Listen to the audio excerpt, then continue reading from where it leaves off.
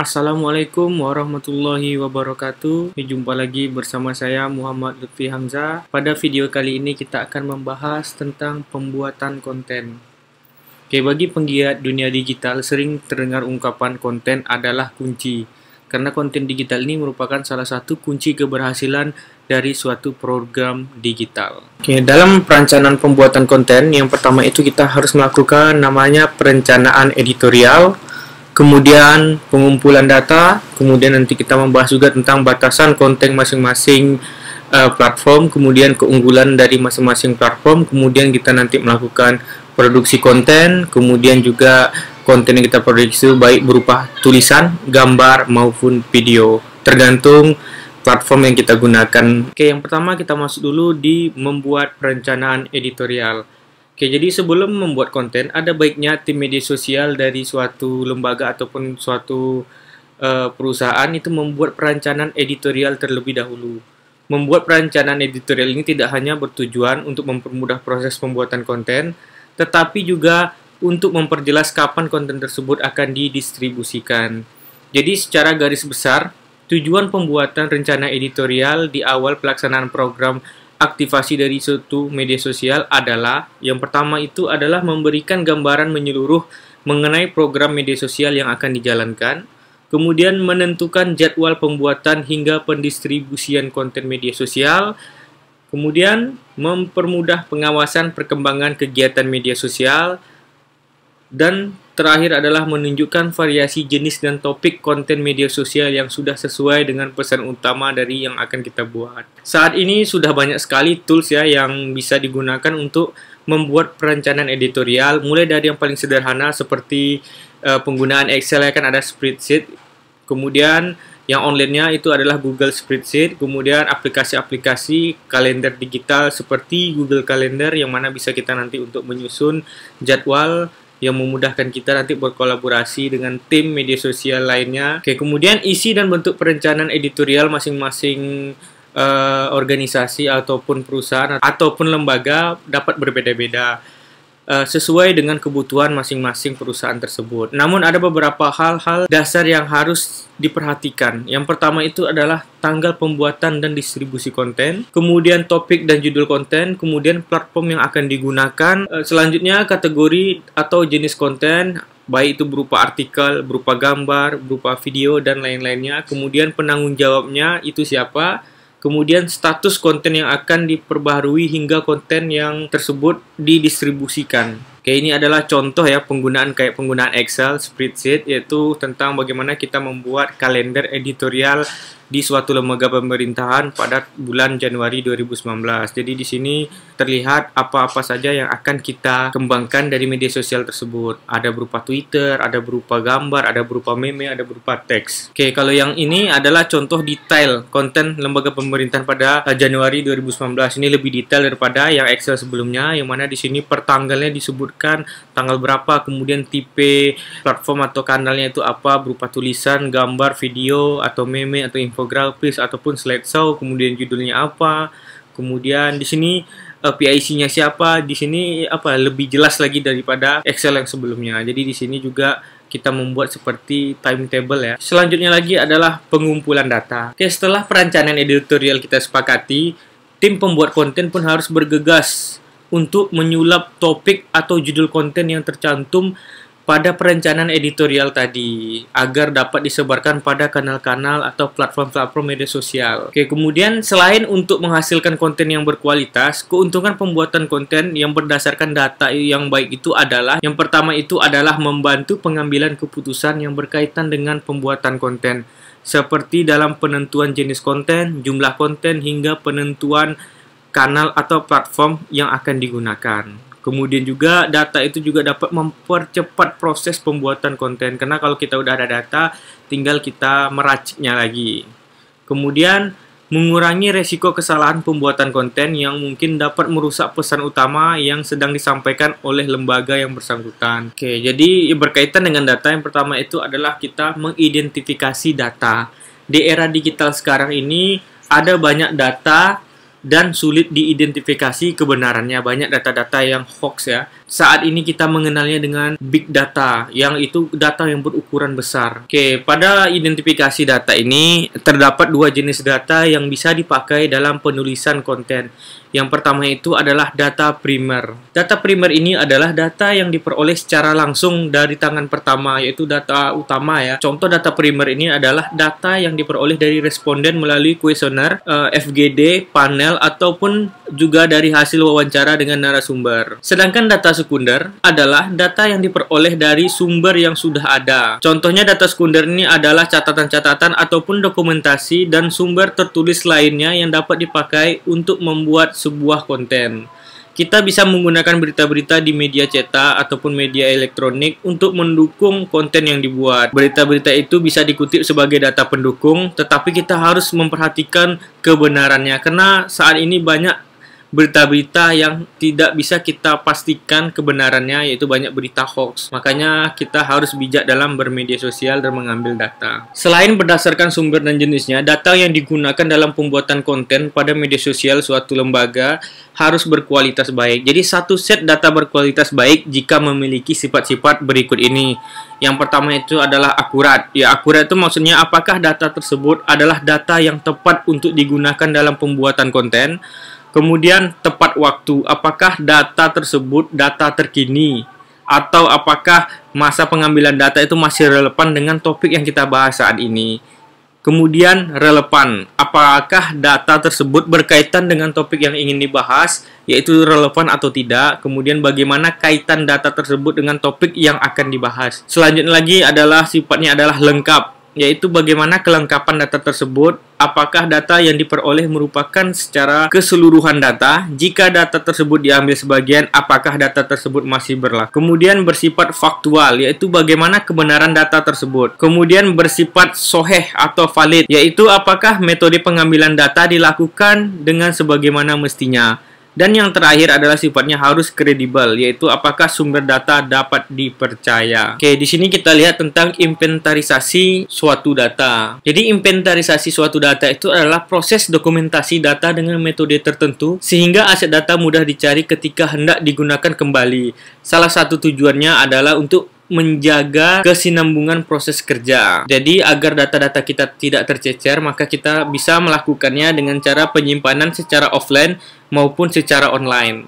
Kalau kita lihat di sini kelebihan penggunaan penyimpanan lokal atau local storage itu secara offline, yaitu waktu pengaksesan cenderung lebih cepat, kemudian tidak membutuhkan koneksi internet, kemudian lebih aman dari hacker atau peretasan, kemudian kontrol data ada di tangan suatu lembaga.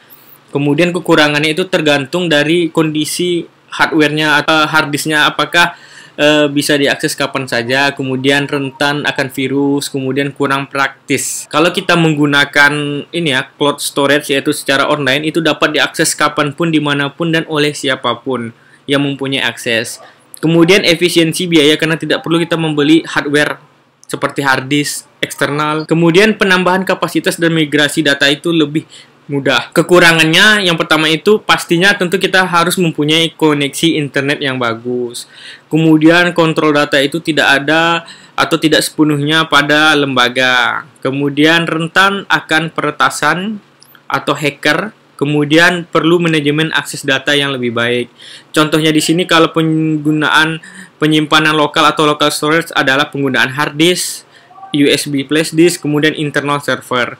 Sedangkan kalau cloud storage yang berupa online yaitu penggunaan seperti Dropbox, Google Drive, OneDrive. Oke, sekarang kita masuk lagi ke batasan konten masing-masing platform atau kanal media sosial. Pertimbangan pertama yang dibutuhkan dalam pembuatan konten media sosial ini adalah batasan yang diberikan oleh masing-masing kanal atau media sosial terhadap masing-masing jenis konten. Perlu kita ingat kembali bahwa masing-masing platform itu akan terus melakukan pengembangan fitur-fitur dan layanan. Oleh karena itu, tim media sosial wajib beradaptasi terhadap pembaharuan terhadap platform media sosial tersebut. Oke, berikut adalah data tentang batasan masing-masing media sosial yang dapat diunggah setiap media sosial per November 2018. Yang pertama itu adalah Facebook. Berupa tulisan yang maksimal karakternya itu 63.000. Sedangkan Instagram di bio profile itu maksimal karakternya 150, captionnya itu 2200 karakter, tagarnya itu atau hashtagnya itu maksimal 30 karakter. Sedangkan Twitter itu merupakan microblog, yaitu maksimal karakternya itu dia hanya bisa sebanyak 280 karakter. Sedangkan YouTube untuk tulisannya itu berada pada judul, yaitu maksimal 100 karakter, kemudian deskripsi pada video YouTube itu maksimal 5000 karakter. Sedangkan gambar pada Facebook itu menggunakan .jpeg, .png, .gif. Instagram itu menggunakan .jpeg, .png. Twitter itu menggunakan .jpeg, .png. Kemudian kalau YouTube itu kebanyakan itu penggunaan gambar itu berada pada thumbnailnya ya, yaitu penggunaan JPEG, .gif, .bmp. Kemudian video pada Facebook ukuran file maksimal itu 4 GB dengan durasi waktunya itu paling lama itu 4 jam. Format video pada Facebook itu .mop, MPEG, MP4, AVI dan lain-lainnya. Sedangkan pada Instagram itu dia hanya bisa menggunakan .mp4 dengan durasi maksimalnya itu sebanyak 60 detik dengan ukuran file itu paling besar itu adalah 4 GB. Kalau di Twitter itu videonya .mp4 sama .mop yang berukuran maksimal itu sebanyak 512 MB. Sedangkan pada YouTube karena dia berbasis video, maka dia bisa banyak menggunakan format-format video berupa MOP, MP4, MPEG, AVI, WMP, VLV, 3GP dan lain-lainnya dengan durasi maksimal itu sebanyak 12 jam dengan ukuran file maksimal yaitu 128 GB. Oke, kemudian tautan. Kalau di Facebook itu setiap postingan itu berbentuk tulisan dapat memuat tautan termasuk bagian komentar. Sedangkan pada Instagram itu pada bio profile Instagram story untuk akun dengan followers di atas 10.000. Jadi kalau yang di bawah 10.000 tidak bisa. Sedangkan Twitter pada bio profil, kemudian pada tweet post. Kalau pada YouTube, tautan itu pada deskripsi video, kemudian pada fitur annotation, namun hanya dapat memuat tautan dari YouTube, tidak bisa dari lainnya. Oke, ini adalah keunggulan dari masing-masing kanal atau dari masing-masing platform. Yang pertama itu adalah Facebook. Kebanyakan Facebook itu dibuat seperti kontennya itu di balik layar atau behind the screen, kemudian berupa foto dengan cerita, kemudian membahas peristiwa-peristiwa terkini atau update-update berita terkini, kemudian terkait kuis.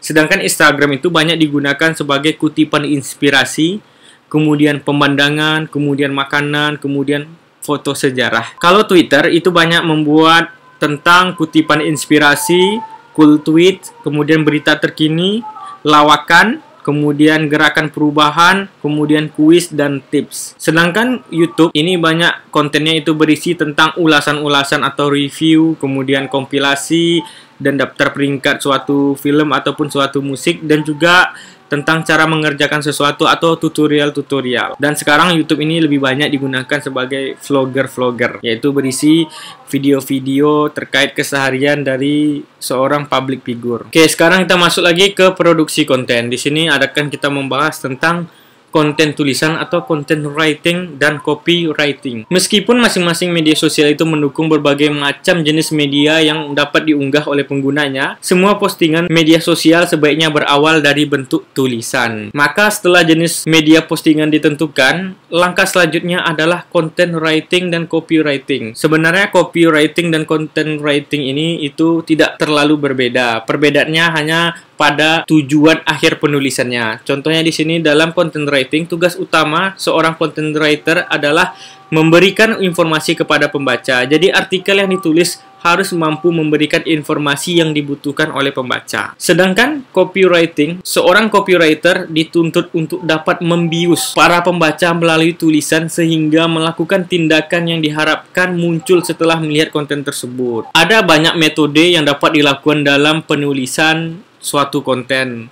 Salah satunya adalah metode AIDA. Yang A itu adalah attention atau atensi atau perhatian, yaitu tulisan dibuat harus berhasil memberikan impresi atau impression pertama sehingga konten tersebut diperhatikan oleh warganet. Yang kedua itu adalah I, yaitu interest atau minat. Ketika para pembaca sudah diperoleh melalui tampilan yang menarik, kita harus menjaga minat warganet untuk menikmati konten tersebut hingga akhir. Jadi jangan sampai hanya membaca hanya judulnya saja kemudian tidak sampai akhir. Kemudian yang selanjutnya adalah desire atau hasrat. Setelah berhasil menarik minat warganet untuk nikmati konten tersebut. Penulisan konten yang baik harus dapat membangkitkan hasrat warganet. Hasrat inilah nantinya akan menjadi aksi. Yang selanjutnya lagi adalah action atau tindakan. Tahapan ini adalah inti dari suatu teknik copywriting. Suatu tulisan dianggap berhasil ketika para pembacanya bergerak untuk melakukan sesuatu yang diinginkan oleh penulis. Dalam konteks penjualan, teknik ini sering diterjemahkan sebagai aksi ketika pembaca mau membeli suatu produk. Sedangkan dalam konteks institusi pemerintahan, tindakan dapat dikaitkan pada konteks penggunaan layanan yang bertambah atau dapat dilihat dari tingkat penerimaan informasi di masyarakat yang lebih tinggi. Oke, secara umum, gambaran langkah-langkah menulis konten adalah yang pertama itu persiapan. Persiapan itu yaitu memastikan semua kebutuhan konten terpenuhi seperti kelengkapan data serta kejelasan tujuan pembuatan konten. Yang kedua itu adalah membuat kerangka tulisan, yaitu membuat alur tulisan melalui poin-poin penting yang ingin disampaikan terkait topik yang ingin dibahas. Kemudian yang ketiga adalah menulis detail konten, yaitu mengemas seluruh data menjadi tulisan yang singkat, jelas, dan menarik namun tetap berisi semua poin penting yang ingin disampaikan. Setelah itu, pembuatan media pendukung, yaitu bagaimana pembuatan gambar ataupun video. Yang selanjutnya lagi adalah double check, yaitu pengecekan kembali kebenaran serta ketepatan konten. Disarankan itu melakukannya sebanyak 2 kali, kalau bisa lebih. Kemudian, tahap yang terakhir adalah revisi. Jika ada hal yang harus ataupun perlu diperbaiki ataupun ditambah dari konten yang telah dibuat. Oke, yang selanjutnya lagi adalah konten gambar. Selain berupa teks dan tulisan, konten digital juga dapat berupa konten visual. Salah satunya adalah konten gambar. Yang pertama itu adalah konten dokumentasi. Jadi banyak kita lihat lembaga pemerintahan saat ini itu membuat suatu konten tentang dokumentasi dari kegiatan-kegiatan yang dilakukan oleh lembaga tersebut. Ini adalah contohnya ya, seperti rapat koordinasi yang dilakukan oleh Kementerian Pendidikan Kebudayaan RI. Dia membuat kontennya ini di dalam Facebook maupun di Instagram berupa foto-foto kegiatannya. Oke, kemudian konten kutipan. Oke, foto kutipan atau foto quote adalah konten digital berbasis gambar dan tulisan yang umumnya berisi kutipan yang menarik yang memiliki makna atau pesan yang kuat dari seorang tokoh. Oke, ini adalah contoh dari foto kutipan yang di-upload di Instagram. Kemudian konten gambar selanjutnya adalah poster. Konten gambar poster penting dilakukan untuk publikasi kegiatan lembaga yang melibatkan banyak pihak. Jadi seperti orang ingin melakukan promosi, pasti dia akan melakukan atau membuat konten berupa poster pada media sosialnya. Contohnya ini kita lihat bagaimana tentang kegiatan Asian Para Games yang dilakukan tahun 2018 di Indonesia. Dia melakukan promosinya dengan cara membuat konten berupa poster pada media sosial yang berupa gambar. Oke, konten gambar yang selanjutnya adalah infografis. Sesuai dengan kata asalnya itu infografik, yaitu information and graphics. Jadi infografis ini adalah bentuk visualisasi data yang bertujuan untuk menyampaikan informasi kompleks kepada pembaca agar lebih dipahami. Memberi contoh seperti gambar diagram dan seperti bar chart ini ya. Jadi dengan visual-visual berupa grafik-grafik seperti ini sehingga mudah dipahami oleh pembaca. Oke, yang selanjutnya lagi konten gambar yang paling banyak kita temukan yaitu adalah konten gambar meme, yaitu berupa gambar-gambar lucu yang dibuat oleh orang agar membuat ya informasinya sampai dan membuat lelucon. Contohnya di sini kita lihat tanggal gajian tiba, gayanya seperti kesenangan, kemudian ketika gaji habis kita lihat gambar di sini kayak orang kecewa. Ini yang banyak kita lihat di Instagram maupun media sosial platform lainnya. Oke, setelah kita mempelajari tentang konten tulisan, kemudian konten gambar, yang selanjutnya lagi adalah tentang konten video. Jadi video ini mempunyai jenis beragam yang bisa dikategorikan menurut tujuan dan cara pembuatannya. Yang pertama itu adalah layanan masyarakat. Iklan layanan masyarakat adalah media publikasi yang bertujuan agar suatu produk dapat laku di pasaran. Dalam konteks pemerintahan, kita dapat memaksimalkan bentuk video iklan layanan masyarakat. Kemudian, konten video itu berupa video grafis, yaitu motion graphic merupakan salah satu bentuk animasi yang melibatkan banyak unsur desain di dalam setiap komponennya. Biasanya motion graphic ini digunakan dalam iklan televisi ataupun opening bumper yang melibatkan visual efek seperti 3D grafik, musik, dan sebagian latar-latar lainnya. Setidaknya ada 3 tahapan dalam membuat motion grafik. Oke, yang selanjutnya lagi adalah film pendek. Adalah film fiksi termasuk sebuah karya animasi yang memiliki durasi yang tidak lebih dari 60 menit. Jadi film pendek itu bukan merupakan film atau bukan merupakan reduksi dari film yang bercerita panjang. Jadi film pendek itu paling lama itu adalah 60 menit. Karena kita lihat banyak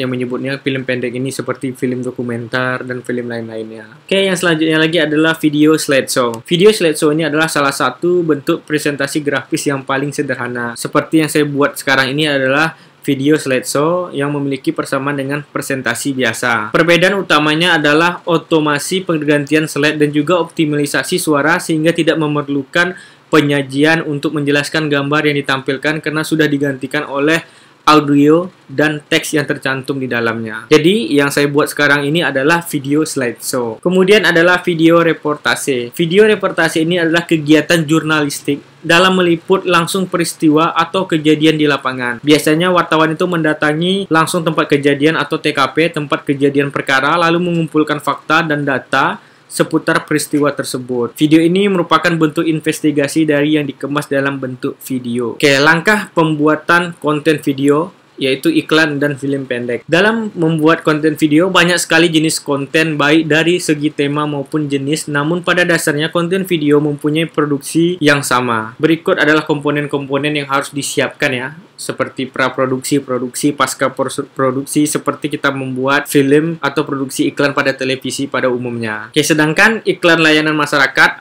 adalah film pendek yang memuat cerita tentang pesan pemerintah kepada masyarakat. Oke, yang pertama itu adalah sinopsis. Sinopsis ini adalah alur cerita secara singkat. Kalau kita lihat di sini, sinopsisnya yaitu sekumpulan anak SMP berada di warung internet sedang berkerumunan di depan sebuah komputer. Jadi secara singkat aja ya. Kemudian yang selanjutnya ini adalah naskah. Naskah adalah teks yang berisi gambaran yang akan dibuat atau ditampilkan di layar. Tujuannya agar seluruh pendukung dalam pembuatan video paham setiap rinci dari video jalan cerita yang akan disampaikan. Kalau di sini kita lihat naskah, scan nomor 1, datang kedua temannya Budi dan Rama. Jadi dia menceritakan tentang alur peristiwa jalannya pembuatan video pendek. Tahap selanjutnya adalah memulai membuat film, yaitu tentukan storyboard film kita, tentukan lokasi, cari view yang bagus untuk lokasi agar sesuai dengan tempat yang diinginkan dalam skenario. Karena tempat itu sangat mendukung dalam membuat cerita. Kemudian yang selanjutnya adalah siapkan alat-alat teknis, yaitu siapkan kru, siapkan lighting, kamera, lampu, properti, kostum, penata make up, dan lain-lainnya yang mendukung terkait jalannya pembuatan film tersebut. Kemudian kita mulai syuting dan editing. Setelah mendapatkan izin dan lainnya, kita bisa memulai proses syuting. Begitu selesai syuting, adegan-adegan yang tadi kita edit berdasarkan urutan scene yang kita buat dalam skenario. Yang tahap terakhir adalah finalisasi, yaitu setelah proses editing selesai dan siap untuk disebarkan melalui platform media sosial, kita akan melihat lagi batasan-batasan pada setiap platform sebelum melakukan penyebaran. Maka itu disebut dengan finalisasi. Kalau kita membuat video slideshow, yang pertama itu tentunya tentukan materi, tulisan, dan foto yang sudah dipunyai akan lebih mudah jika kita membuat database seperti tahapan inventarisasi data. Kemudian itu adalah persiapan aplikasi yang akan dipakai. Saat ini yang populer itu adalah Movie Maker, tapi yang paling gampang itu adalah penggunaan seperti OBS. Seperti saya saat ini menggunakan OBS. Kemudian yang 3 itu adalah memaksimalkan durasi video. Maksimal itu antara 30 detik sampai 60 detik. Usahakan durasi itu setiap slide-nya itu tidak terlalu singkat dan tidak terlalu lama. Karena beri waktu secukupnya bagi warganet untuk membaca tulisan dan memahami isi masing-masing slide. Biasanya setiap 8 sampai 8 detik setiap slide-nya. Kemudian yang terakhir itu adalah sesuaikan musik dengan tema presentasi yang ditayangkan. Oke, sekian video dari saya. Semoga bermanfaat. Oke, jumpa lagi di video selanjutnya. Wassalamualaikum warahmatullahi wabarakatuh.